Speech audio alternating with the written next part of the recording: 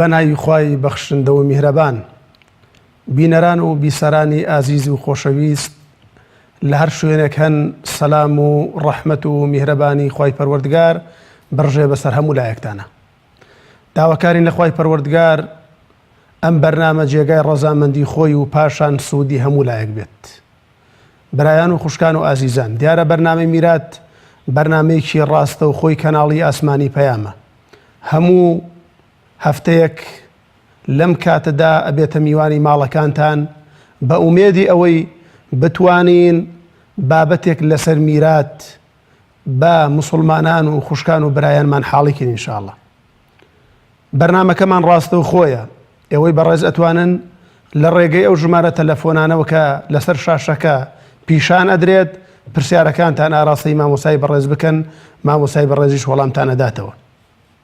بە ناوی خۆم و بە ناوی ئێوەی ئازیز و خۆشەویستەوە جارێکی تر بە خێراتنی جەنابی مامۆستا دلێر گەرمیانیەکەین. یاخوا بەخێر بێی مامۆسای بەڕێز و خۆشەویست. خوای گەورە بتپارێزی. دیارە مامۆسای بەڕێز، ئێمە لە بەرنامەی ڕابردوودا لە باسەکانی کۆتاییدا باسی دوو چەمکی زۆر گرنگمان کرد کە ئەویش چەمکی ئەصحاب الفروض بوو، ئەوانەی کە بە فەرز میرات ئەبن، و باسی عەسەبەمان کرد. ئەو دوو جۆرەی میرات کە خەڵک بۆ دوو جۆرە میراتە بە، یان بە فەرزەی بە یان بە عەسەبەی بێت. ئەوەی کەما بوو لە بەرنامەی ڕابردوودا وەڵاممان دەست نەکەوت و کاتمان کۆتایی پێهات بۆی باسیکەین. پرسیارێکی گرنگ بوو، پێم وایە لای زۆرێک لە بەڕێزان جێگای خۆی بوو و پرسیاریش لای ئەوان دروست بووە. ئەویش ئەوەیە، ئایا ئەو کەسانە کێن کە بە فەرز میرات ئەبن و ئەو کەسانە کێن تەنها بە عەسەبە میرات ئەبن، و ئایا کەسانێکمانە هەیە هەم بە فەرز میرات بەرن و هەم بە عەسەبەش میرات بەرن؟ جا ئەگەر جەنابەت ڕوونکردنەوەیەک لەسەر ئەم سێ پرسیارەی کە تێکەڵم کردبی دەی سوپاس دەکەم. والد رازي. الحمد لله، الصلاة والسلام على خير خلق الله محمد وعلى آله ومن والاه، أما بعد. پیش مشد دعا کارم لخوای گەورە بۆ خاتری ئیسمی عەظەمی خۆی ئەوەی کە ڕاستە بیخاتە سەر زبانمان، خوای گەورە لە هەڵەبمان پارێزیەوە، خوای گەورە واشمان لێ بکات قسە و کردار و کردەوەمان تەنها لە پێناوی خوای پەروەردگارە بێ و جەنابیش جوانت فەرموو ئەم بەرنامە ڕاستی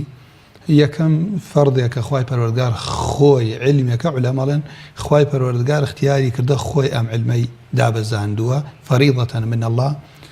دووهەم ڕۆژانە مسڵمانان ئیشیان پێیەتی.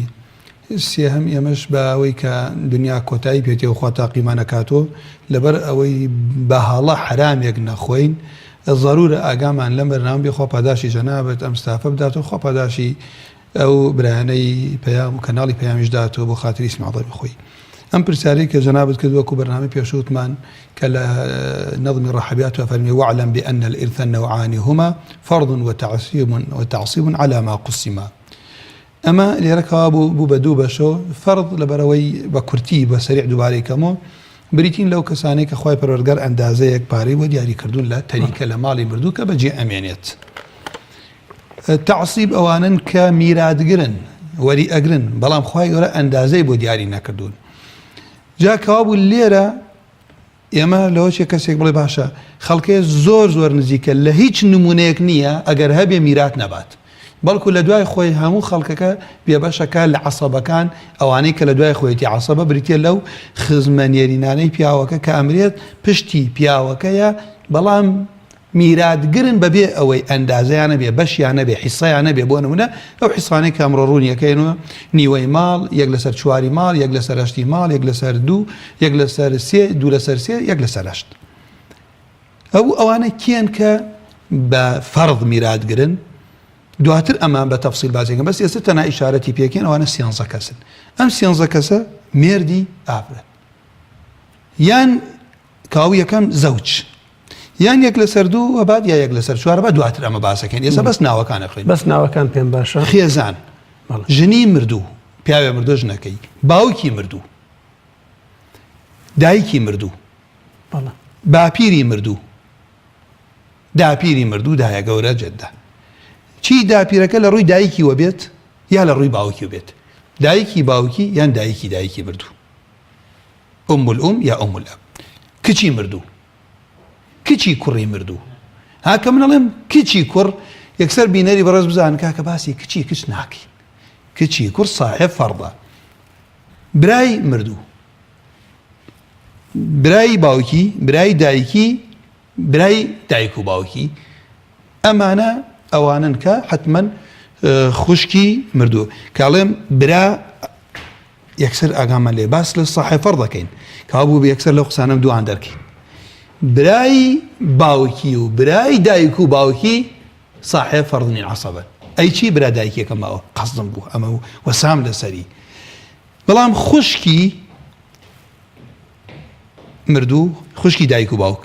خوشکیە لە باوکۆ خوشکی بێ خوشکیە لە دایکۆ خوشکی بێ ئەمانە میراتگرن کابوو لام هەموو نمونە من باسی برام نەکرد باسی کوڕیشم نەکرد مامۆستا کوڕ لە بەرەو صاحبی فەرض نییە کوڕی مردوو کە چەند نزیکە کابوو ئەم سێنزە کەسە چی بوون ئەوانن کە بە فەرض ئەندازەیان لە شەرع بۆ دیاری کراوە نە کوڕی تیابوو نە کوڕی تیابوو نەچی تیابوو برای دایک و باوکی و برای باوکیشی تیانە بوو بەڵام برای دایک و باوکیمان نییە برای باوکیشی تیانە ئەمانە عەسەبەن صاحبی فەرض نین بەڵام برا دایکێکە بەڵێ یەک لەسەر شەشی ماڵەبات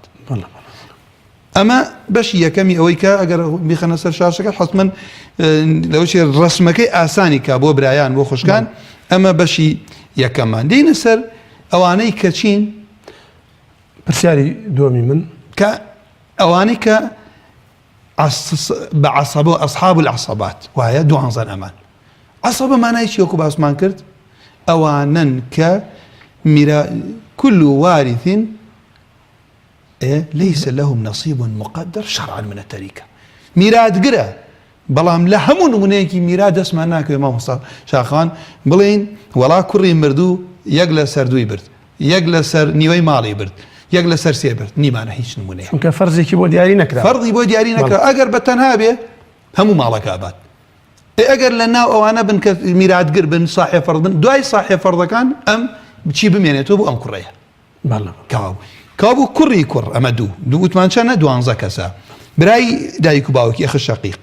ئەمە هەر لەسەر شاشەکەش ئامادەکەن برای باوکی ئەمە لێرە من ئەوەسم لەسەری مەبەستم هەیە باشە باسی برای دایکی ناکەین قەخوای پەروەردگار ئەم برای دایکیە ئەمی جا کردێتەوە کردێتە صاحب فەرض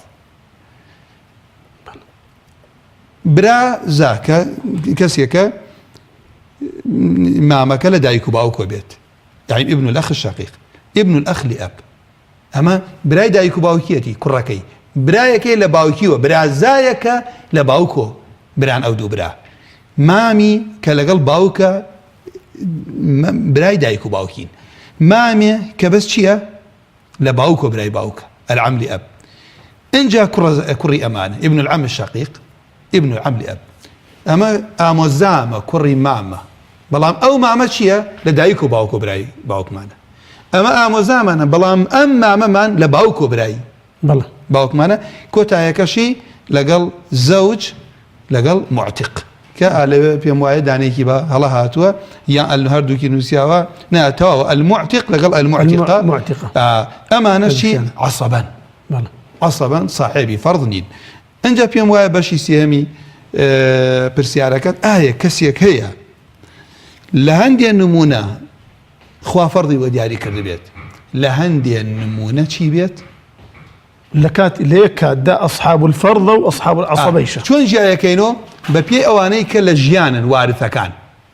بۆ نمونە ئەم دوو نمونەی کە لەسەر شاشەکە ئینشەڵا بینەری بەڕێز ئەیبینێت ئەم نمونەی کە لە بەرچاومانە مامۆستاگیان کە باوک کەسێک مردووە باوک تەنها باوکی دایکی لە ژیانە کەسێک مردووە تەنها باوک و دایکی لە ژیانە باوک کە لە ژیانە بوو لەگەڵ دایکە دایک لە سەرسەی ماڵەبات ئەی باوک باقیە بات کاو بوو ماڵەکەکەین بە سێ بەشۆ ئێمە 3 ملیۆنمان هەیە چەندی بۆ دایکە 1 ملیۆنی 2 ملیۆنی ماوە بۆ باوک صاحب فەرض نییە بەڵام ئەگەر باوک لەگەڵ کوڕی مردووە کەسێک مردووە کەسی لێ بەجێماوە ئەم کوڕە باوکی لە ژیانە کوڕەکەشی لە ژیانە باوک لە نمونە یەکەمەوە نووسیمانە عینی عیم عەسەبە یعنی باقی ماڵەبات ئەی لە نمونەی دووەمە خۆر باوکە ئەبە باوکە یەک لەسەر 6مان پێدا کاو یەک لەسەر 6 ئەندازەمان دیاری کرد عەسەبەیە کابوو ئەمە هەر باوک بوو ئەگەر لەگەڵ کوڕی مردووە کۆ بێتۆ باوکە بێتە صاحب فەرض ئەگەر مردوو کوڕ و کچی نەبوو باوکە بێ بە عەسەبە باوکە بێ بە عەسەبە کابوو لە نمونەی دووهەمە باوک بوو بە صاحب فەرض یەک لەسەر 6 برد باقیەکە چوو بۆ کوڕەکە کە عەسەبەیە ئەمە ئەو سێ نمونە بوو کە جەنابەت دەست خۆش مامۆستای بەڕێز ینی پرسیارە بوو ئێمە مامۆستای بەڕێز ئەگەر کورتی کەینەوە بۆ کورتی کەەوە هەموو جارە ئەو شتاکە پێم خۆشە سپاس دەکەم ئەوەی کە بە فەرز میراتە بە فەرمووت 13 جۆر کەسن خوا لێت ڕازی ئەوەیشی تەنها بە عەسەبە میراتە بات 12 جۆر کەسن لەناو ئەمانە هەندێک کەس هەندێکیشمان هەیە لە یەک کاتدا هەم عەسەبەیە و هەم ئەصحاب الفەرضیش چۆن پێ ئەزانین لە کاتی وارثین کە کۆ ئەبنەوە لەگەڵ ئەو کاتە ئێمە ئەوش ئایا دیاری کردووە سپاس دەکەین مامۆستای بەڕێز خوای گەورە پاداشت باتەوە ئەمە پرسیارێکی تر مامۆستای بەڕێز کە پێم وایە و بەڕێزانی کە بینەری ئێمەن پرسیاری زۆر ئەوانیشە خەڵکێکیش ئەوێ بیزانێت ئەو بابەتانەی ئەو ئەندازانەی کە خوای پەروەردگار لە قورئاندا بۆ خۆی ئاماژەی پێ کردووە کە پیانەوتر ئەصحاب الفەرض چەند بابەت لە قورئاندا خوای پەروەردگار بۆ خۆی ئاماژەی پێ کردووە و ئایا غەیری ئەو بابەتانەی کە خوای پەروەردگار لە قورئاندا دیاری کردوون هیچ بابەتێکی ترمان هەیە بە ئیجتیهاد بە ئەوەی کە لە ئاەتەکانەوە وەریان گرد بێ زیاتیان کرد بێ لە غەیرەوەی قورئانە خالت ڕازی بسم الله الرحمن طبعا ئێمە لە تەکمیلەی ئەو نەظمەی ئەو شعرە تعلیمانەی إمامي أبو عبد الله الرحبياتها أفرمي فالفرض في نص الكتاب 6 لا فرض في الإرث سواها البتة أما بالصريح قرآن نصي كتاب قال نص لزباني عربي حتى لا علماء أصولها النص يسمى له شيء براية كاتي قساكا لمناظريك علمي لكاكا والنصي لسلا احتمال علمي قسب كين أو كتوب النصي أزاني لا علماء أصوله ظاهر بيت لا علماء أصوله أو كاتا مؤول بيت الرأي أو الرأي كمرجوحة بقوة تربية لا للروي لغوة ما بس مكلم نص بريتيل لو دقانيك يك معناها الله قريت كاو لا فرض في الإرث سواها البتة أو كان أمششة نصف وربع ثم نصف الربع والثلث والسدس بنص الشرعي نصف يجلس هردو ربع يجلس هرشوار نصف الربع يجلس هرشت والثلث يجلس هرسيه والسدس بنص الشرعي يجلس هرشش والثلثان وهما التمام فاحفظ فكل حافظ إمام خوالة رازي بعربي ليرد ما مصاب بالصريح باسي ثمونة نكرت باسي ثلثي باقي معنا ثم ما إشارات بيكر كيالي نصف بارك الله لا الشعر كلا بارك الله فرمود نصف الربع ويبرزاني جيبس معنا بن نصف الربع لقد ثمنا يكشتن عادة خوالد رازي به من أليم يجلس سردو أليم نيوة بلام كاد جاروايا شاعر بيويسي بچي هي أو أهيانيت كابو يعمل ليرا بو آسان كاري أو برانا أو لسر شاشك هل ببينن أو الفروض في الميراث 6 أو شاشيك بها نوسي ومعنا خوا باداش عنداتو يا ربي كنصف يكسانا بيجلس دو ربع يجلس شوارع ثم يجلس رشته السدس يجلس شاشة والثلث يجلس سية ثلثان دول سرسية أمانك بنص كتاب صريح هاتوا أما أويك جنابة إشارات تبيكر آية إيما اشتيك معنايا لباش صحابوتا إيسا همو مذهب كان وهمو دولة كان إيشي بيئة كان كببيع بحوت أما بالنص صريح أو بشي بخوانو استنباط إمام عمر استنباطي كردوها لا قرآني بيروزك بريتية لدو مسألة توقيفي أتوانن إنسان لبريك أتوان لا يبن لسر شاشك تاشتك إن شاء الله رون بيتو بو بيناري برس خواب هذا شانداتو أما كوابو إيسا چي معنى بو فرض كان لعلم ميراث ما ششة ما مصامل يرى بيشوي من برا ما والله ما هوكا بهر براية ميراث قرصنية شوكم ميراث كان آياتك القرآن بيروزة خواهي پروردگارش فرميت ولقد يسرنا القرآن للذكر فهل من مدكر قرآن خوا أساني كربلام كسيك بروات خصمتي آليتكي هول دافير بيت بو إيمين أردو خواهي پروردگار بلاغي قرآن لوي همو كستفادي خوي ليكات جاء ليرا ما بستم كواوي رجماري قرآن على علم ميراثه أمشى الجمارة كان رقميك كان نمونيك حلقة لميش ثابتة بيت ئەمە یەکەم.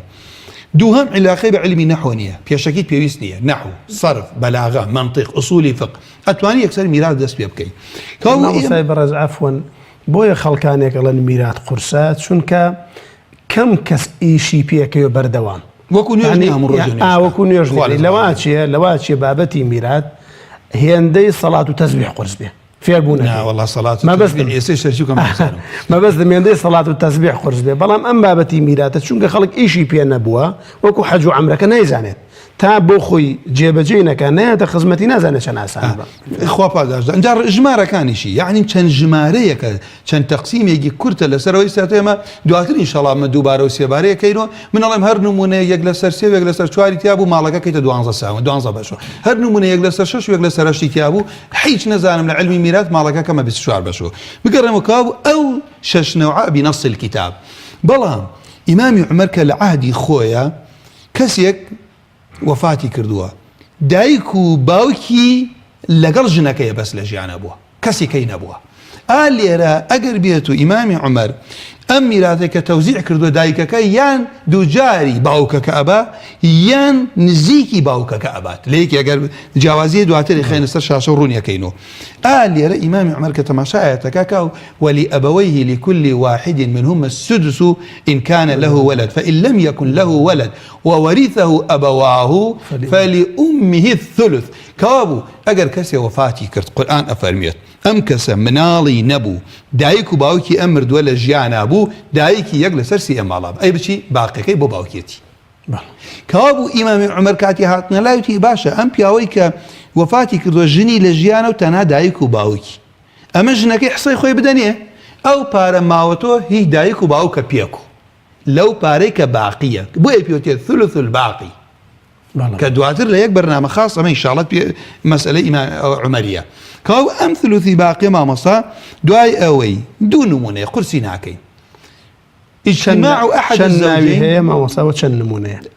مسألة عمري مسألتي العمرية بوتي عمرية توقيف لسر وساوى لسر إمام عمر ما أم خويندنا وي أم آيات استباط إمام عمر يسهم دنيا لسر واروات كابو ليرة إمام عمر بوي كوافر قصيكي آسانة كوبو نوي لو بستو بينج ميراد غريك خويندمان بصاحي فرض لقل عصابات دو بانزك سيانيان لجيان عبد بس سيان بياويك مردوه تەنها ژنەکەی و دایک و باوکی هەیە کەسی کەی نەماوە لە هیچ تەڕەفێک و لە عەشرەتە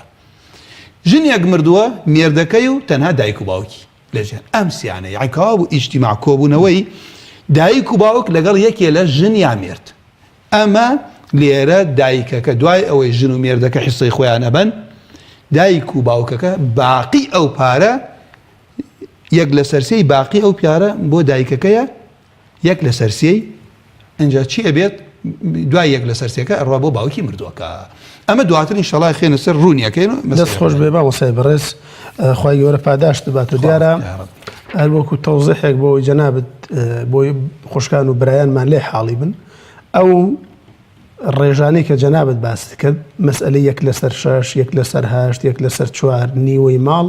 ئەوەی کە لە قورئاندا باسمان کرد مەبەست پێ ماڵەکەیە ئەنی کاتێک ئەڵێن یەک لەسەر 6 یان ئەگەر ماڵەکە بکرێ بە 6 بەشەوە کاتێک ئەڵێن یەک لەسەر 8 ینی 8 بەش بەشێکی ماڵەکە یعنی بۆ منە 8 ملیۆنمان هەیە ژنی ئەو مردووە کە پیاوەکەی مناڵی هەیە 1 ملیۆن 6 ملیۆنمانە یەکی ئەبات بارەکەڵڵا بیک کەواتە مامۆستای بەڕێز ئێستا ئەوەمان زانی ئەوەی کە خوای پەروەردگار لە قورئاندا باسی کردو بۆ خۆی دیاری کردووە 6 فەرزمان هەیە لە قورئاندا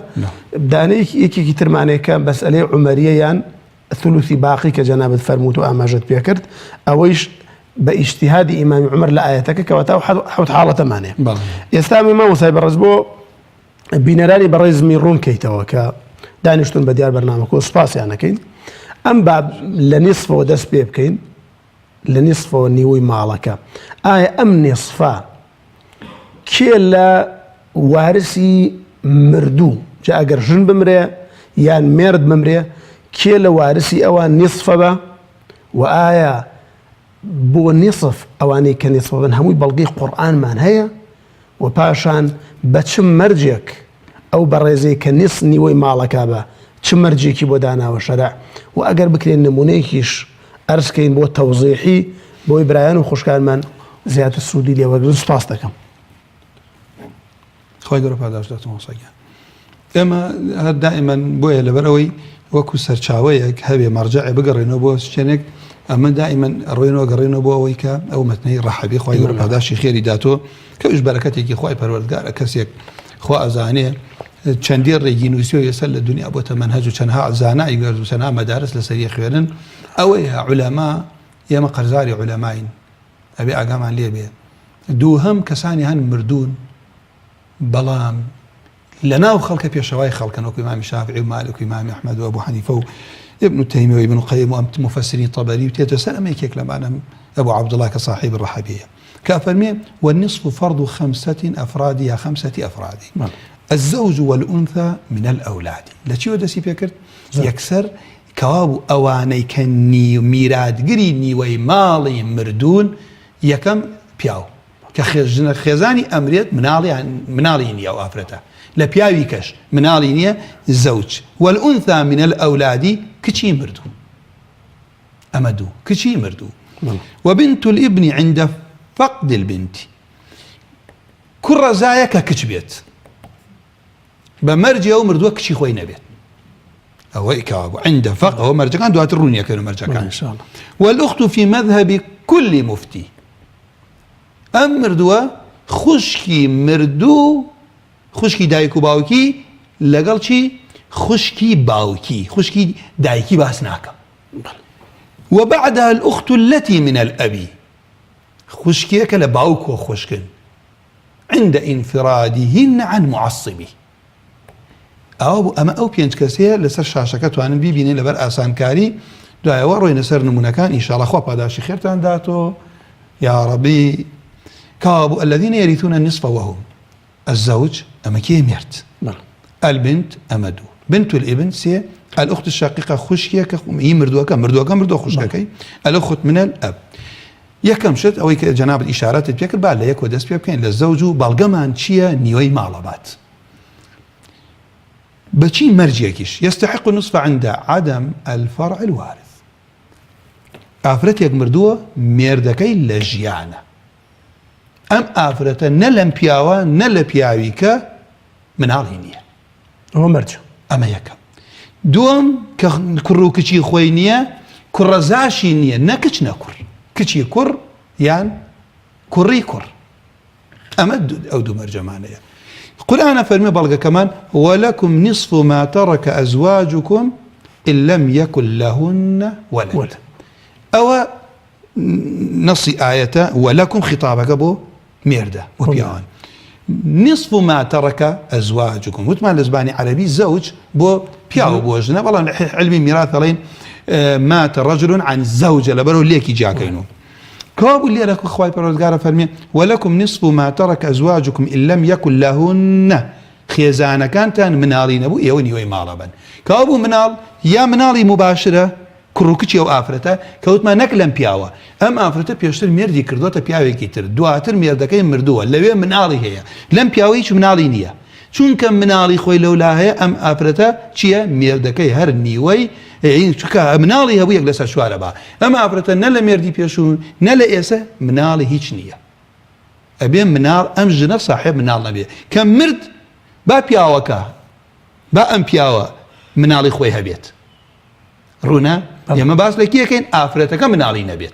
ميردك نيوي مالبا بو نمونه ما مصا خو اگر بو بخنسر شاشه ونمونه كبراسي ام نمونه ما بستم هيتيايا بينر دواتر لسر ام نمونه ابي رابو سينما بلى آفرتك مردوه ميردك الى جيانا دايكي الى جيانا خشكي دايكو باوكي درسي ايما شي ليره باسي لميردك زوج باسي نيوي مثلا انجا تماشا كم لهمون نمونيك لهمون نمونيك تماشاها كم بياو يا آفرد إذا درسي إيمان نصف حقي زوجة ميرت أم جناي كمردون منالينية كم منالينية بيونديتيه ما وصل بيوندي ما هي أجر با إن شاء الله بشكون نمونة زور قريب إن شاء الله دين وخدمته بلا فرمو كمان لقلابو السلام عليكم محبوبة خان بلا فرمو السلام عليكم عليك السلام خوشك برزكم دەستخۆشی بەرنامەکە دێتم بە خێراتی مامۆستای بەڕێزەکەم خوشکی عزیزی ئەمەیت خوالت رازي يا رب وڵی پرسیارەکان زۆر دوورزیێ بەڵام یەک پرسیار لە مامۆستای بەڕێز ئەگەر بە کورتی بکەی سپاس دەکەین پرسیارەکە. زۆر سپاس. ئەڵەن کاتێ باوک ئەمری خوا ئاکا دایک ئەمێنێتەوە کاتێ دایک مایەوە خەڵک یعنی وا بیر ئەکاتە لە میلاد دەستکردن ئەڵێ ئەبێت تا ئەم دایکە نەبێ ئەم میلاتە بەزمەکە ئایا مامۆستا چ ڕێیەکی هەیە لەسەر ئەوە ئەبێت کە باوک کۆچی دوایی کرد میلاتەکە بەر بکرێ یا بمێنێتەوە میلاتەکە هەتا دایک وەفاتەکە کۆچی دوایی دەکات. بەسەر چاو وەڵام دەدەینەوە مەحبوبە خان. دەست خۆش بێ. بەسەر چاو پرسیارەکەت گەیشت سپاس دەکەین. سپاس بۆ پەیوەندیەکەت. کاک عوسمان بڵێ فەرموو.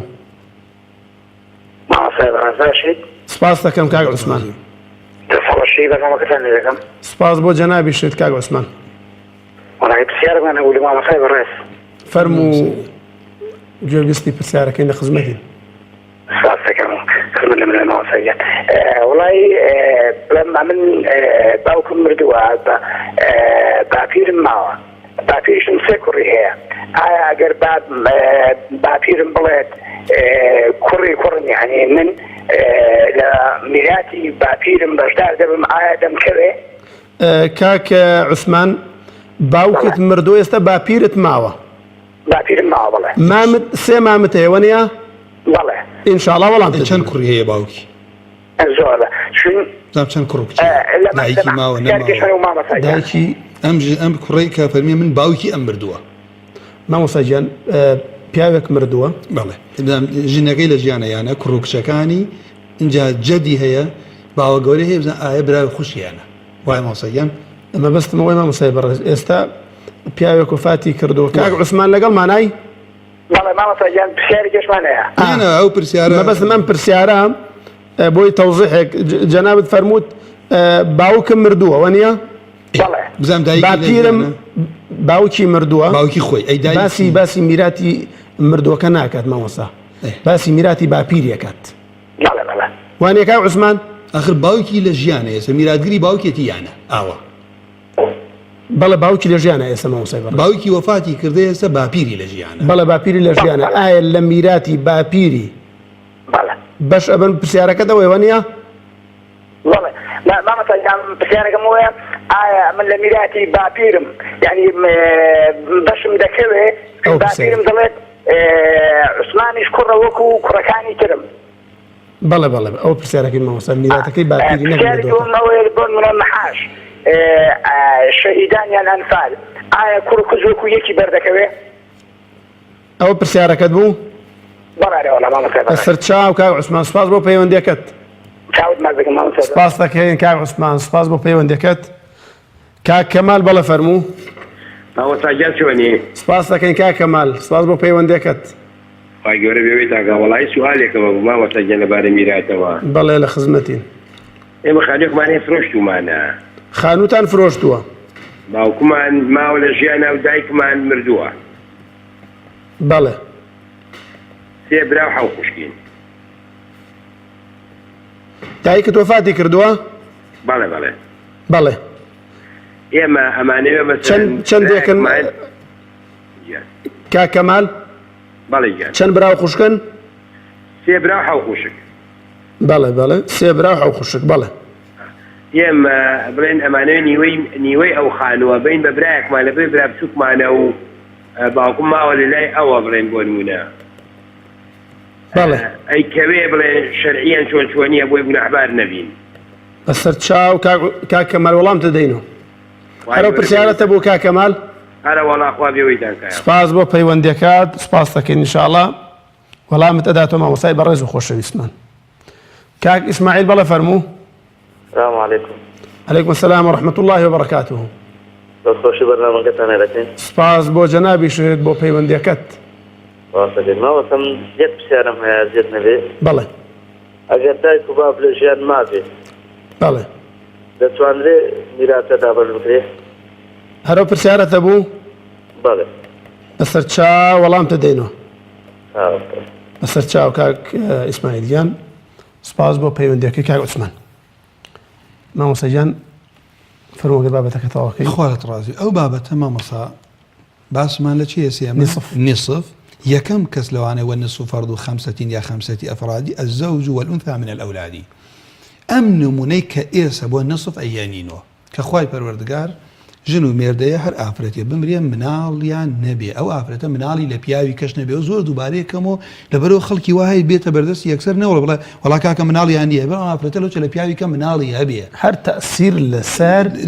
نیوەی میراتەکەی مێردەکەی ئەمەش نقطەیەکی تر دوایتر باسی حەجب ئەەکەی ئەمێ حەجبی حرمانیە نقصانە ئەم پیاوەی لە جایەوەی نیوەی ماڵی ئەم ژنە بەرێت ئەبێ بە یەک لەسەر چوار ئەگەر مناڵی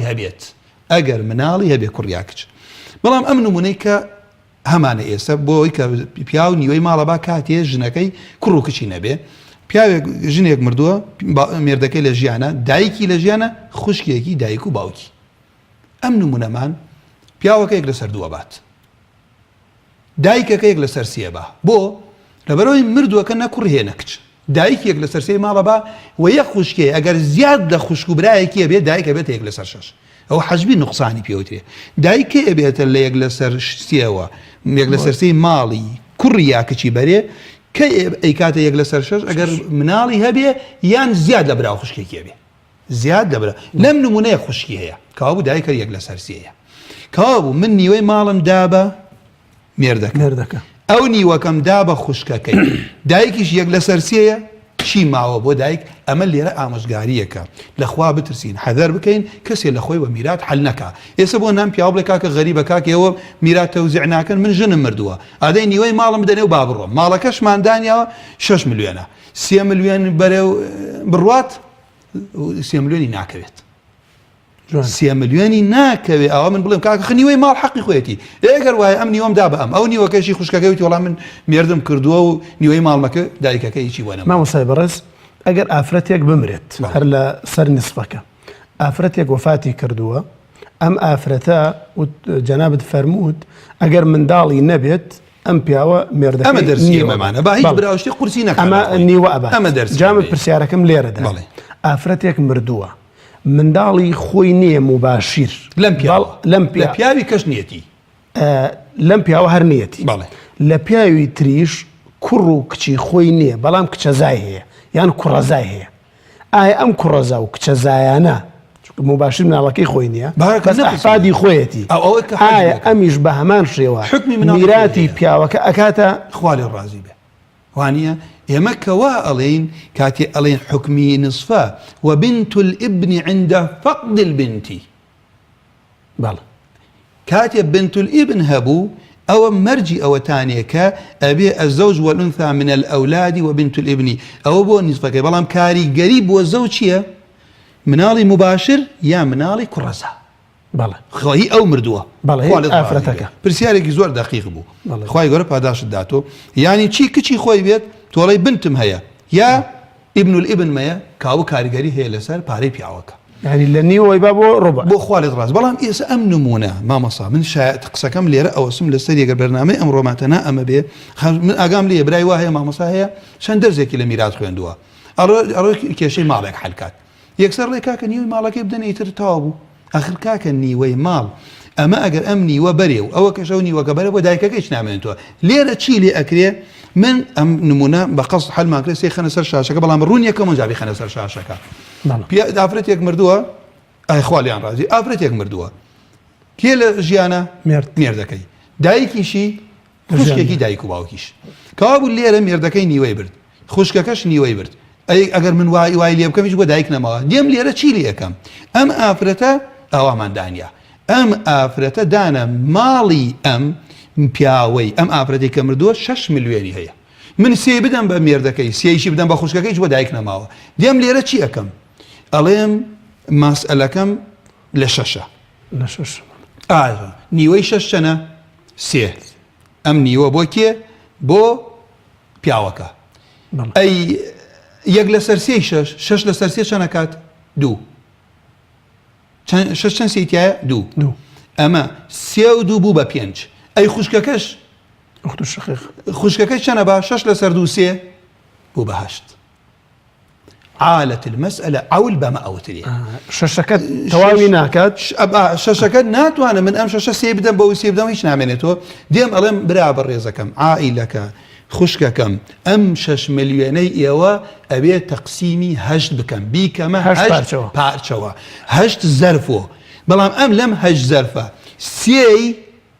بۆ مێردەکەیە ئەو سیەکەی بۆ خوشکەکەیە دوی ئەمێنێتەوە بۆی کێیە بۆ دایکی مردووەکەیە ئەی باشە ئەڵێ مامۆستا چی لێ بکەم من ئەڵێم باشە برا بە ڕێزەکانم ئایا 6 ملیۆن بکەم بە 8 بەشۆ سیەی لەم سیەیە بۆ کێ بێت بۆ زەوجەکە بێت ئەڵێ مامۆستا ئەم 6 ملیۆنە 2 ملیۆن و 250,000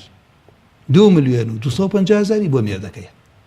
2 ملیۆن و 250,000 بۆ خوشکەکەیە ئەمە بوو بە شوێنی مامۆستاگیان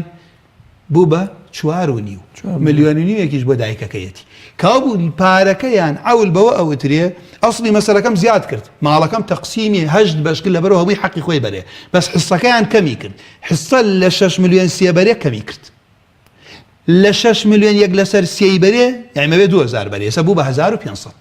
بوو بە ملیۆنێک و 500 کاو ئەمە بۆیە وەسام لەسەری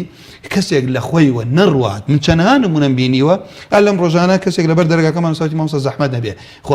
واقعاً تۆ لە کاتێ دەست نوێژ ئەشۆی حتا لە دوای نوێژ کە ئینسان سەلامە داتۆ خەڵک حەق وایە نەختی انتظار بکە سەریع تەوقی لەگەڵا مەکە مەڕۆ بەبا ذکرەکەی تاو کات لە کاتی دەست نوێژە کاتی خۆی کە لە عولەما دەست نوێژە شوا زەلامی دەڵێ شێخ عەندی سوال قسەی لەگەڵان دەست نوێژەکە تاوەکە جوان ئەڵێ کوڕم بێ لەگەڵمە ئەڕۆ نامزگەوتەکە دانیشە چۆکێنە پرسیاراوە بکە تۆ لە جاری وایە شوێنەکە بەڵام حەریسی ئەو برایانەکە ترسن خوا پاداشیان داتۆ کە ئەگەڕێ بە دوای حەڵاڵ و حرامە من مەمنونیشیانە بەڵام نمونە دێنم بڵێم لەسەر ئەو جادەوتی پرسیارێک وڵای نمونەکەی باس کرد تەماشاکەم نمونەیەکی زۆر سادە بە هەڵە تەوزیعیان کردووە بۆیە ئەبێ زۆر لەخوا بترسین لە پارە تەوزیعکردنە ئەمە حاڵاتێکە نمونونەکەمانەوەتانێ یەکسەر نەیە نیوەی بدەمێ بڵێن کاکەم ئافرەتە کاکەم پیا بڕاتەوە پیاوێکی غەریبە و ئەوێ بڕاتەوە وڵێ کاکە نیوەی ماڵەکەم دەری نیوەی ماڵەکەی نادەم ئەگەر 6 ملیۆن بوو بڕات لە شەشەکە نیوەی چەنە مامۆستا سێ ئێستا کاوا بوو لەم نمونە لە سێی نەبرد 2 ملیۆن و چەندێکی برد 250,000 بەڵام مامۆستا بەڕێز ئەمە وەکو نمونە هێنامانەوە وەکوتمان 6 ملیۆن ئەگەر نا جاری وایە 60 جاری وایە 50 ملیۆن جاری وایە 100 ملیۆن بۆ نمونەیەکی نمونە مێناوەتم کاکە یەک لەسەر دوو یەک لەسەر سێ یەک لەسەر دوو یان چی پیاوەکە نیوەی ماڵی برد خوشکەکەیشی نیوەی برد من ئەمە تەوزیعەکەم دایکیی بۆ نامێنێتەوە دێم ئەڵێم ئەم ماڵە حەلی ئەم مەسەلە دواتر لە کاتی حەلکردنە باسیەکەم ئێمە باس لە کێن ئەوانەی نیوە ئەبەن و مەرجیان چییە یەکەم زەوجە بارەکەڵڵا دەست خۆش مامۆستاییە بڕۆین سەر وەڵامەکان نەوەڵار ئەو بابەتی نسبە پێم خۆش جەنابەت تەواویکەی چونکە فەرمووت 5 کەس نیوەی ماڵە بعد جارە بەس باسی مێردمان کردو پیاوێک خێزانەکەی وەفات ئەڕۆینە سەر دووەم والأنثى من الأولاد یعنی کچی مردوو مەڵە ئەی ئەم چەند مەرجی هەیە ئەمیش بە دوو شەرت بە دوو مەرج یەکەم ئەبێ کوڕی لەگەڵا نەبێ کوڕی مردووەکە چونکە کوڕی لەگەڵا بێ ئەبێتە چی عەسەبە بالغەیب للذەکەری مثل حەظ الأنثەیین مەرجی دووەم ئەبێ مشارکی لەگەڵا نەبێت یعنی چی خوشکی کەی لەگەڵا نەبێت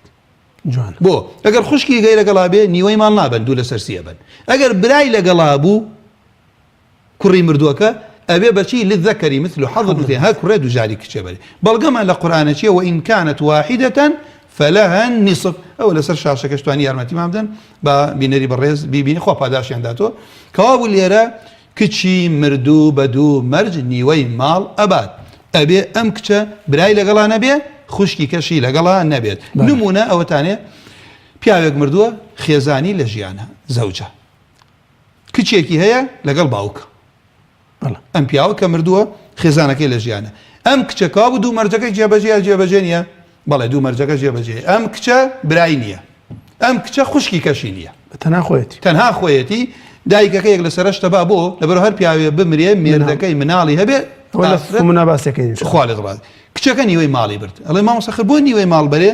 ئەڵێم لەبەر ئەوەی هەر خۆیەتی خواڵێت ڕازیە تەنها باوکەکەش یەک لە سەر 6 زائیدەن باقی نمونەکەمان لە 24 و ئەوە تەوزیعەکەشی لە بەردەستی برای بەڕێزە ئەمە نەوعی دووەممان نوعی سێم بەردەوامینیان نوعی سێممان ئەم مردووە کێیە کچی کوڕەزایە کە کچ بێت بنت الابن ئەمە بە سێ شەرت ئەیبات سێ مەرجی یەکەم ئەبێ ئەم مردووە کچ و کوڕی نەبێت دوو ئەبێ کوڕەزای کوڕی نەبێ سێ ئەبێ کوڕەزاکە کە کچە تەنها بێت بارك ڕۆنە مامۆساگەر بەڵێ بەڵێ مامۆستا. قورآن ئەمەش بە هەمان شێوە چونکە حسێبی چی بۆ ئەکرێت وإن كانت واحدة فلها النصف ئەوە کە بۆ مخەنە سەر شاشە با بینەر استفادەی لێ بکات دیارە ئینشەڵا دوو دانەمانێت تەواویەکەین و هینە بێ ئەوە نمونەکەیەتی جوانە. پیاوێک مردووە خێزانی لە ژیانە دایکی کچی کوڕ دەرسی ئێمە لەم نمونە چییە کچی کوڕەزایە کە کچ بێ مامەشی کەوا بوو لێرە لەبەرەوەی ژنەکە بۆ یەک لە سەرشتی برد لەبەرەوە ئەم پیاوەی مردووە کچی کوڕێ و پرسیارێک کە جەنابەت کرد ئەی دایکی بۆ یەک لە سەر شەشی برد لەبەرەوە مناڵیان ئەی کچەکە بۆ نیوەی برد لەبەر سێمەرجەکە کچەکە کە کچی کێ کچی کوڕەزایە ئەمە کوڕەزایەکێ کچە وایە لە عەرەبیڵە بنت الئبن وایە کەوا بوو لێرە باوکەکە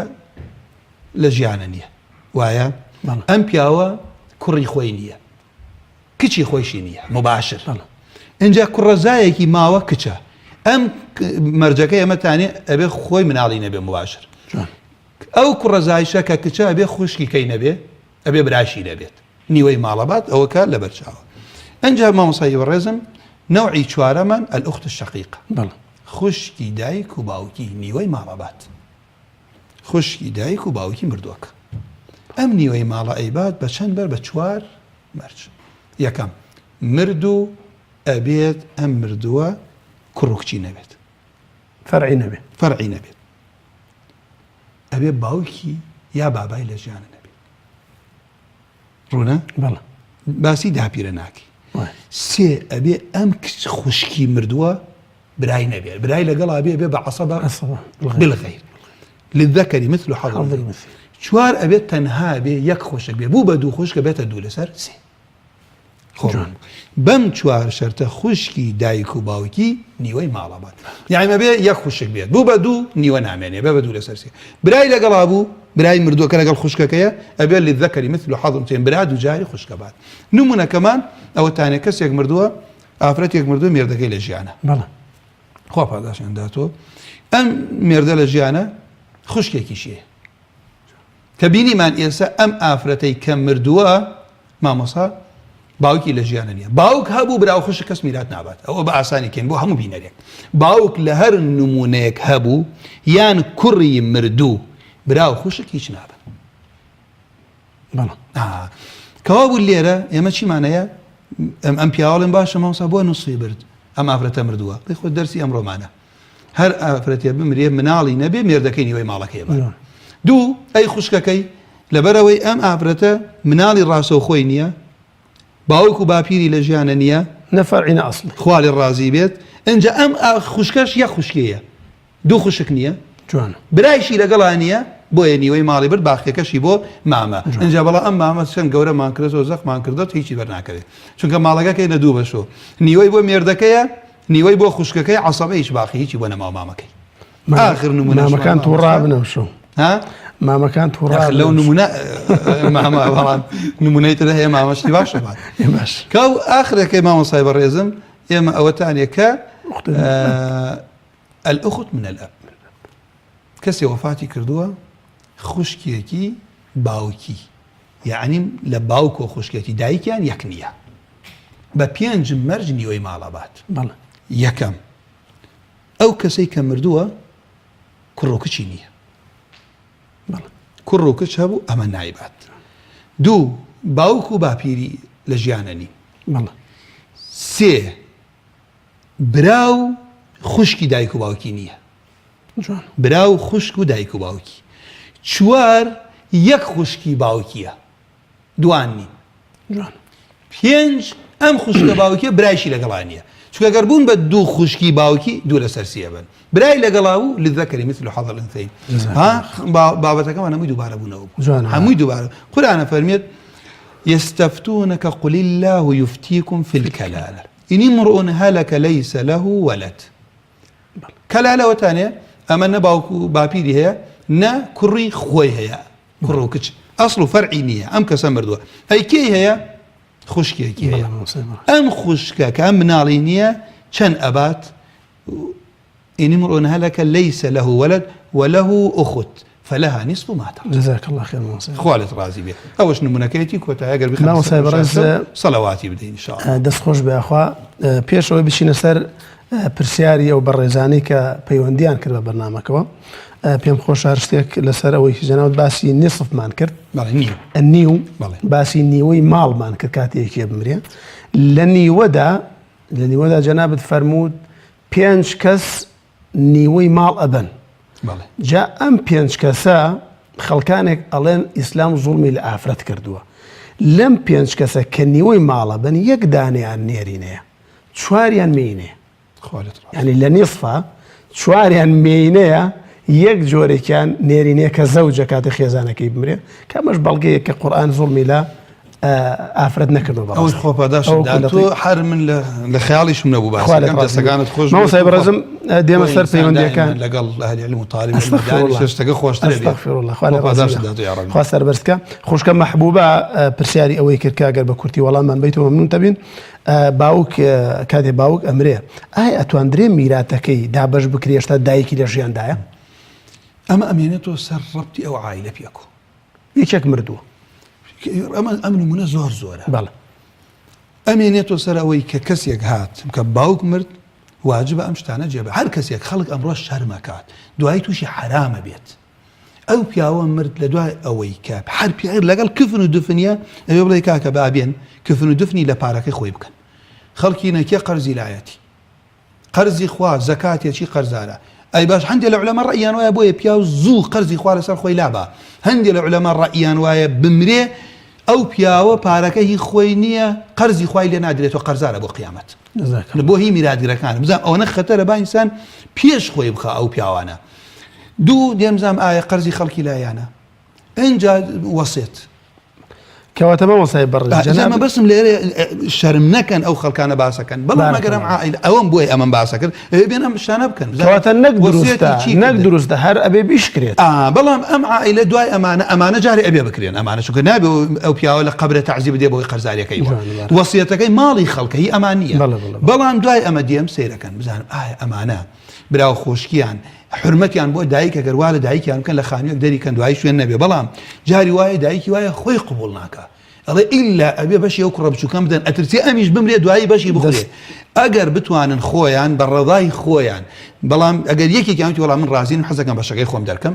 ئەو برایانەی بەشەکەی ئەمی لێ دەرەکەن یان بە هەموویانەوە دەریەکەن دواتر کاتی تەوزیعکردن ئەیبەن ئەو بەشەی ئەبەن بۆ خۆیان یان ئەگەر یەکێکیان پارەی هەیە ئەڵێەوە شاید بن من ئەم میراتیان برامە دەرکرد لە کاتی تەوزیعکردن بەشی خۆمە بەم جا ئەمێنێتەوە سەر ئەوەی کە خۆیان ئەگەر بەڕە هەمویان عاقڵ و بالغن ئەڵێن حەزەکەین دایکمانە ئەو خانەکە بێت لەبەرەوەی ئێمە دایکمان نەکەوێتە لای ئێمە لای دایکمان دەستخۆش مامۆستای بەڕێز ئەگەر بە کورتی وەڵامە بێت و سوپاس دەکەینە بەرکات بەڵێ بارەکەڵامی کاک عوسمان دوو پرسیاری کرد پرسیاری یەکەمی باوکی مردووە باپیری ماوە باوکی مردووە باوکیم کاک عوسمانە ئێستا باپیری لە ژیاندایە کە باپیری لە ژیاندایە ئەم کاک عوسمانە براکەی باپیری سێ کوڕیتری هەیە ئایا ئەم کاک عوسمانە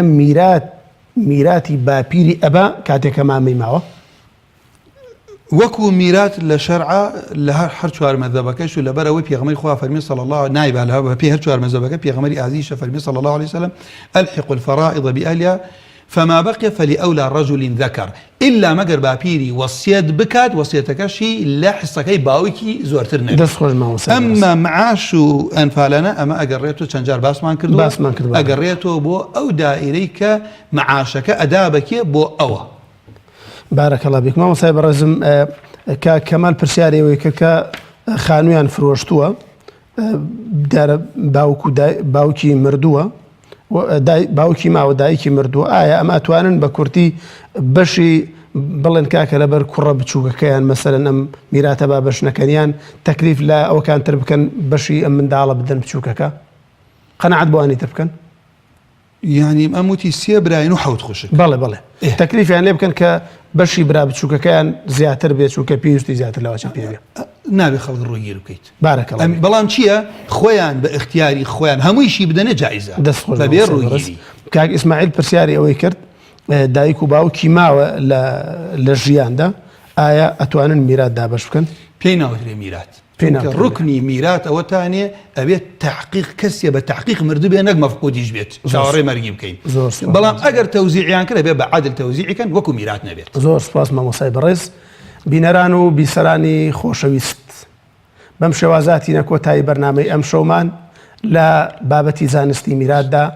بە ناوی ئێوە سپاسی بەڕێز مامۆستا دلێر گەرمیانیەکەین پسپۆڕ لە بواری میراتدا تا بەرنامەیەکی تر برایان و خوشکانمان بەخوای پەروەردگارە سپێرین. وصلى الله على محمد وعلى آله وصحبه أجمعين. خۆ پاداش داتەوە مامۆستاگیان، خۆ پاداش داتەوە.